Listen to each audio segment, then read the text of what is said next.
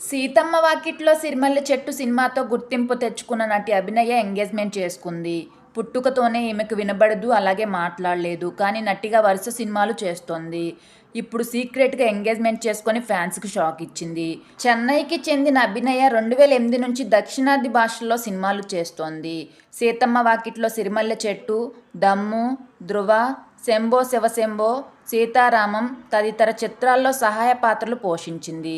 రీసెంట్గా పని అనే మలయాళ మూవీలో హీరోయిన్గానూ చేసింది.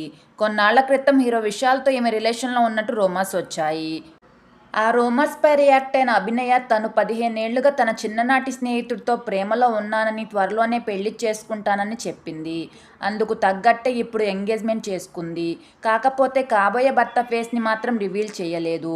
ఇద్దరి హ్యాండ్స్కి రింగ్ కనిపించేలా పిక్ని షేర్ చేస్తూ ఎంగేజ్డ్ అనే క్యాప్షన్ని మెన్షన్ చేసింది అభినయ. ఆ పిక్ చూసిన ఆమె ఫ్యాన్స్ అభినయకి కంగ్రాచ్యులేషన్స్ తెలియజేస్తున్నారు.